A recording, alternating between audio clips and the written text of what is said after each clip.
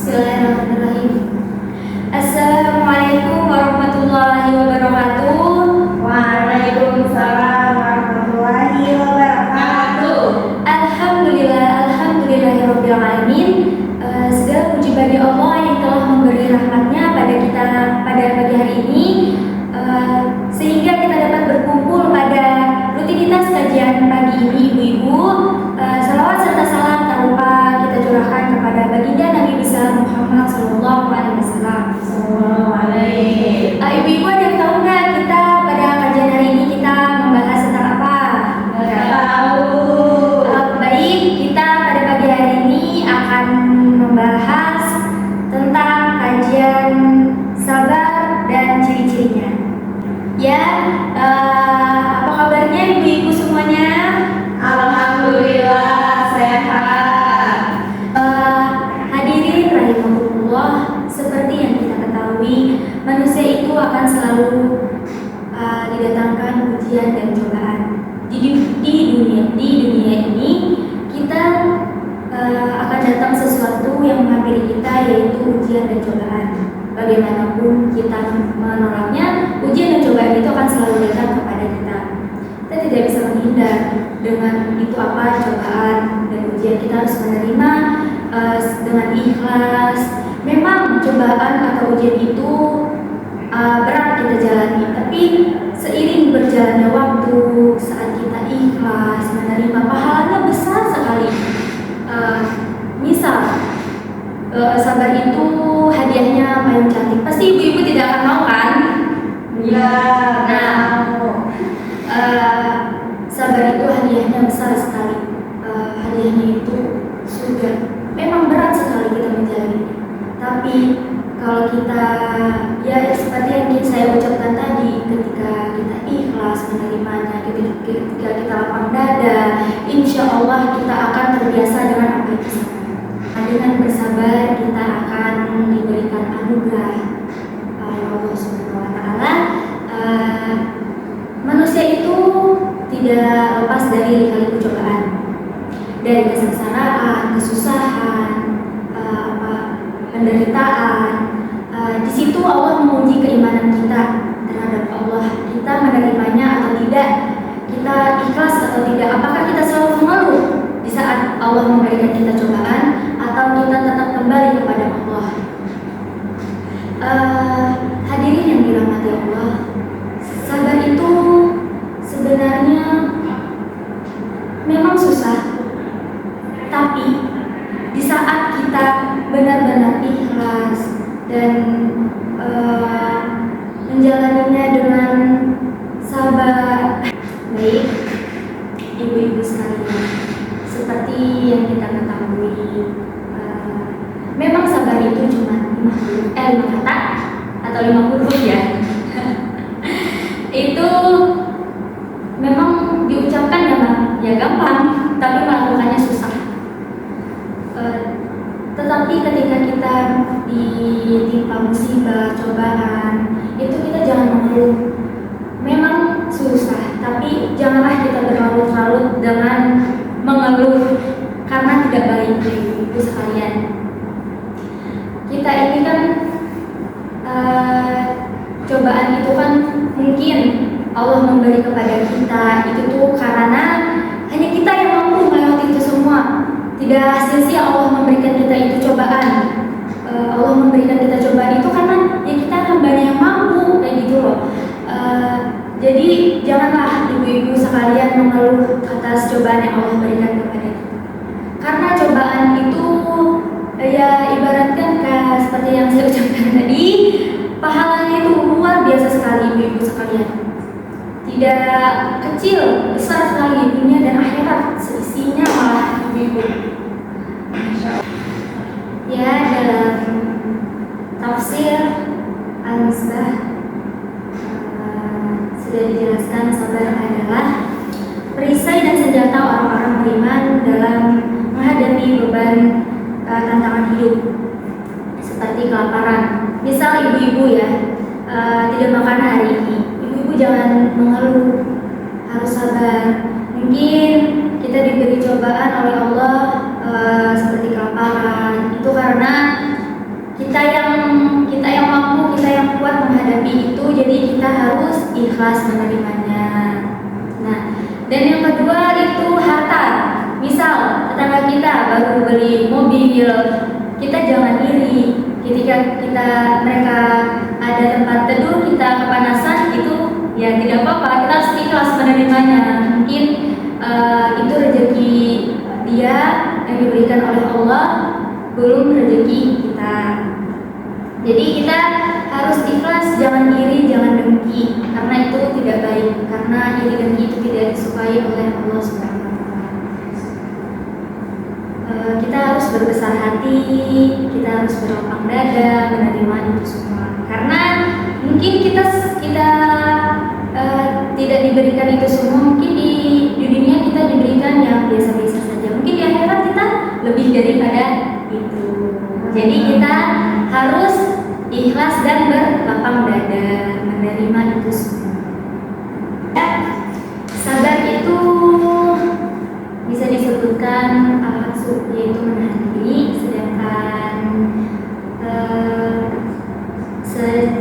sedangkan secara syar'i sabar adalah menahan diri dalam 3 perkara, yaitu yang pertama ketaatan kepada Allah, yang kedua hal-hal yang diharamkan, dan yang ketiga takdir yang dirasa pahit atau musibah.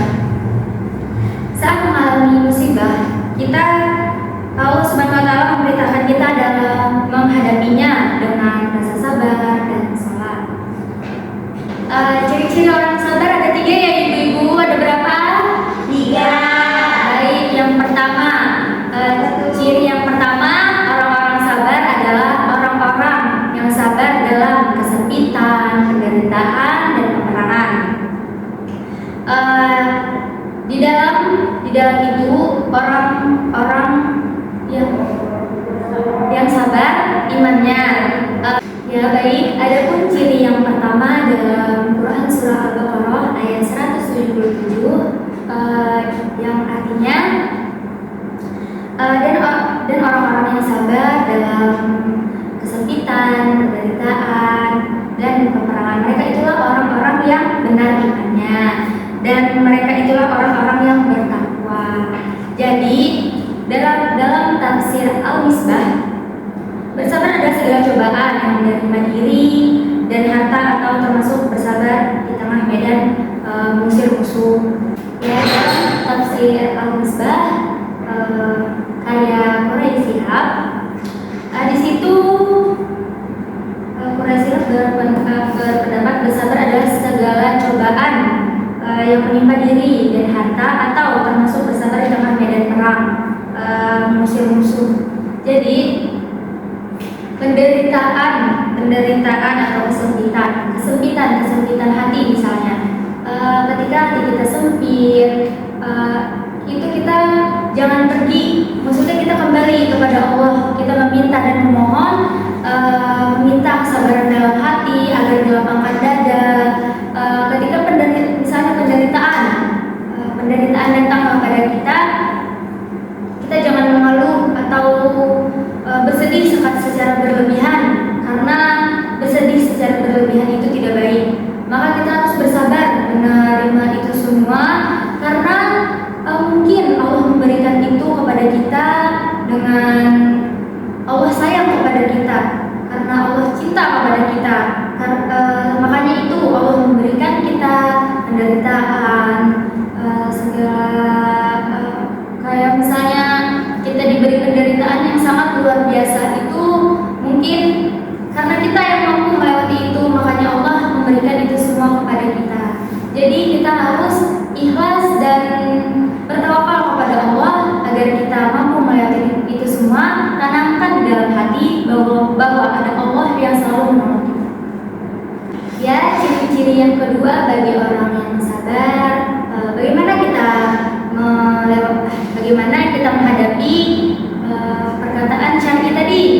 Misalnya yang ketaatan kepada Allah itu, ketika kita terkena musibah, kita harus mengucapkan inna lillahi wa inna ilaihi raji'un. Apa ibu-ibu? Inna lillahi wa inna ilaihi raji'un. Ya, saat kita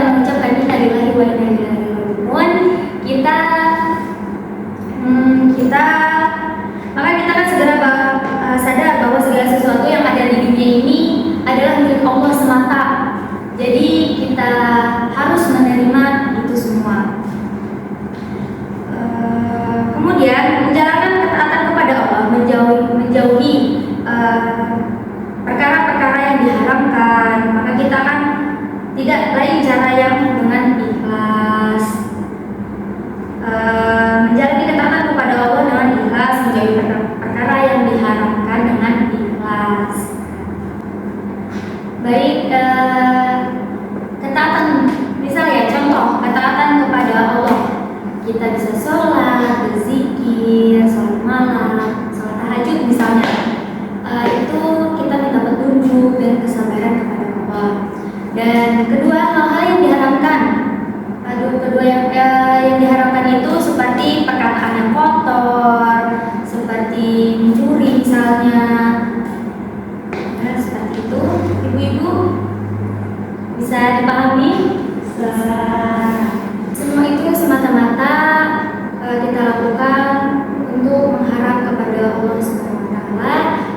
Di sini disebutkan dalam Quran surah Al-Baqarah ayat 153 yang berbunyi, wahai orang-orang yang beriman, memohonlah pertolongan kepada Allah dengan sabar dan sholat. Sesungguhnya Allah bersama orang-orang yang sabar. Dalam tafsir Al-Misbah karya Quraisy Shihab mengajak orang-orang yang sabar untuk sholat dan bersabar agar menolongnya dari siksaan dan kesyukuran kita terhadap Allah Subhanahu wa taala. Maksud dari siksaan ini kita menjauhi larangan-larangan Allah, seperti kita berzina, kita membunuh, mencuri, ya seperti itu. Dan sholat itu sebagai penolong kita untuk berserah diri dan meminta ampunan kepada Allah untuk agar menjadi lebih baik. Dan ibu-ibu sekalian, mungkin kita ini ya, cobaannya memang banyak sekali, seperti mungkin dari pergaulan kita terhasut. Nah, dari situ kita mungkin mencari orang-orang yang mengajak kita dengan kebaikan. Jadi ciri yang ketiga dalam Quran surah An-Nahl ayat 126 yang artinya, jika kamu membalas balasan dengan balasan yang sama dengan sisaan yang ditimpakan kepada kamu, sungguh jika kamu bersabar, hal itu benar-benar lebih baik bagi orang-orang yang bersabar. Jadi dalam tafsir Al-Misbah karya Quraisy Shihab di sini menjelaskan bahwa apabila kalian bermaksud memberi hukuman pada orang yang telah menyakiti kalian, maka berikanlah mereka hukuman yang sepadan, yang setimpal yang mereka berikan kepada kalian. Jangan melebihi apa daripada itu. Jika lebih baiknya kalian jangan membalas atau bersabar saja dengan yang mereka berikan kepada kita. Jangan sekali-sekali kita membalas, itu lebih baiknya. Karena jika kita membalas, apa bedanya kita dengan mereka? Seperti itu ya ibu-ibu. Jika kita disakiti seseorang, entah itu dengan perkataan atau perbuatan mereka terhadap kita, kita sabar saja. Memang sakit, tapi Allah tidak tidur ibu-ibu semua. Allah maha melihat, Allah maha membantu. Allah tidak mungkin membiarkan hambanya tersakiti oleh orang-orang yang zalim kepada kita. Jadi kita harus menerima itu semua ibu-ibu, karena apa ya? Ketika disakiti seseorang itu kita harus bersyukur, apalagi ketika kita diomongin orang-orang. Tidak apa-apa sebenarnya. Kita memang susah-susah sakit di dalam hati, tapi jangan dipendam, karena itu tidak baik. Ketika kita mendendam pada orang yang sudah menyakiti kita, itu sama saja kita dengan orang itu. Tidak ada bedanya kita dengan orang itu. Sakitnya tuh di sini Ustaz ya. Iya, sakit sekali memang. Tapi gimana ya? Allah itu kan sudah berpesan kepada orang-orang yang sabar. Balasannya itu lebih besar. Balasannya itu dunia dan akhirat. Seperti itu. Kita biarkan saja dia memaki kita, berkata kasar tentang kita, terus menjelek-jelekan kita kepada orang-orang. Kita harus ikhlas menerima itu semua. Kita ikhlas bukan karena kita takut kepada dia, karena kita takut kepada Allah. Karena Allah sudah berpesan jangan membalas kejahatan dengan kejahatan. Allah tidak tidur, biarkan saja Allah yang membalas. Balasan Allah lebih kepada seseorang itu kepada kita. Jadi mungkin ya kita bersabar. Misal kita bersabar dengan kata-kata orang yang memang kita tidak kenal, misal dengan orang itu ya, tidak kenal dengan orang itu, tapi orang itu membicarakan kita, padahal kita tidak kenal dengan orang itu. Ya, biarkan saja, biarkan dia mengomongi sampai dia bosan membicarakan kita. Biar saja pahala kita yang berkurang kembali kepada orang tersebut. Apalagi ketika kita tidak, misal kita tidak mengurus kehidupan orang, tapi dia mengurus kehidupan kita, biarkan saja. Yang penting kita tidak sama apa yang dia bicarakan kepada orang-orang. Baik, ibu-ibu ada yang ingin ditanyakan? Saya Ustazah. Ya, ibu silahkan. Begini Ustazah, misalkan kita dijelek-jelekan, ada misalnya satu orang menjelek-jelekan kita kepada orang lain, menceritakan kita yang tidak-tidak.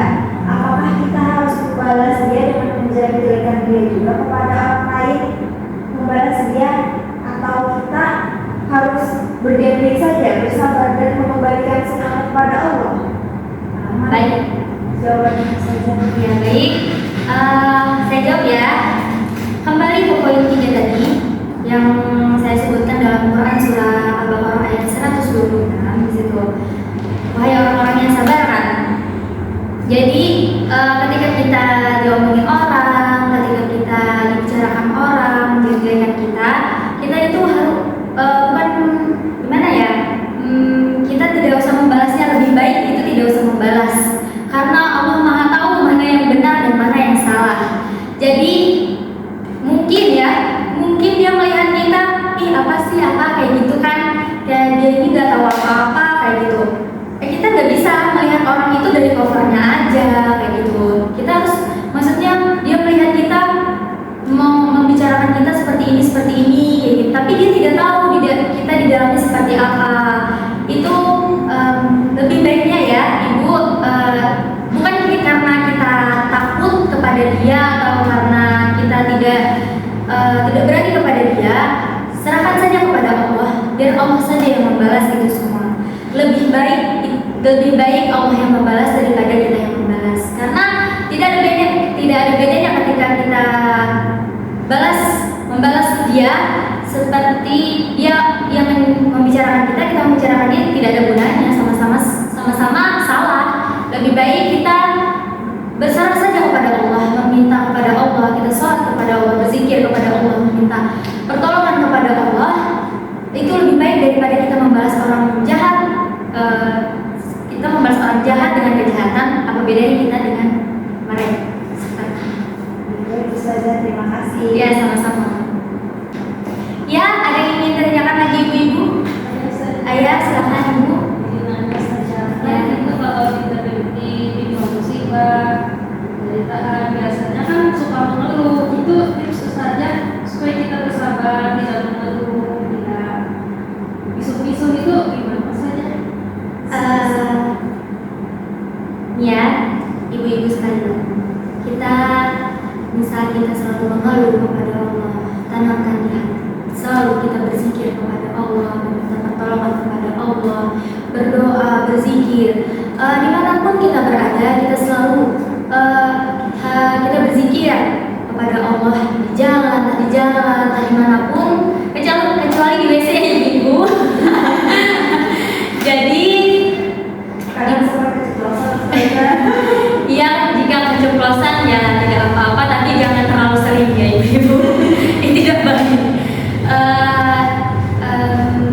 Menurut saya tanamkan di hati dengan berzikir, sholat. Ya itu lebih baik sih daripada kita kemana-mana. Maksudnya kita pergi kemana-mana, misalnya nongkrong, itu lebih baik kita berzikir kepada Allah, minta pertolongan kepada Allah. Jika kita nongkrong, minta bantu misalnya minta pendapat kepada teman-teman, ya kayak gimana ya, lebih baik ya kita minta pertolongan itu kepada yang di atas daripada bisa gimana ya kalau misalnya kepada teman kita bertanya kepada dia, itu baik juga sih, tapi teman kan di bisa jadi ada yang peduli, ada yang tidak peduli. Tapi kalau Allah selalu peduli kepada kita, saat kita sendiri, kita ditinggal orang-orang di sekitar kita, tapi Allah tidak pernah meninggalkan kita walaupun kita selalu berbuat dosa pada Allah SWT. Jadi tanamkan di hati, selalu berzikir dan katakanlah kepada Allah di dalam hati, ya Allah, tolong hamba, mampukan hamba melewati ini semua karenamu ya Allah. Ya seperti itu ibu-ibu, paham? Baik ibu-ibu sekalian, kesimpulan yang kita dapatkan pada kajian hari ini yaitu yang pertama, ketaatan kita kepada Allah Subhanahu wa taala, yang kedua, hal-hal yang diharamkan, dan yang ketiga, menerima musibah atau kepahitan yang kita rasakan dalam kehidupan kita sehari-hari. Ya, cobaan atau musibah itu bisa datang kapan saja. Jadi ibu-ibu sekalian, kita harus ikhlas dengan cobaan, dengan sholat, berzikir, meminta ampun kepada Allah agar dibesarkan dan dilapangkan hati kita di saat kita terkena musibah. Jadi ibu-ibu yang dirahmati Allah Subhanahu wa taala, sekian kajian kita pada hari ini. Wassalamualaikum warahmatullahi wabarakatuh. Waalaikumsalam warahmatullahi wabarakatuh. Sebelum kita pulang ya ibu-ibu, marilah kita bersolawat kepada baginda Nabi besar Muhammad Sallallahu Alaihi Wasallam. Salatullah, salamullah ala toha Rasulillah. Salatullah, salamullah ala yasin habibillah. Salatullah, salamullah ala toha Rasulillah. Salatullah, salamullah ala yasin habibillah. Baik ibu-ibu semuanya, terima kasih untuk hadirannya pada kajian hari ini. Semoga nanti kita akan bertemu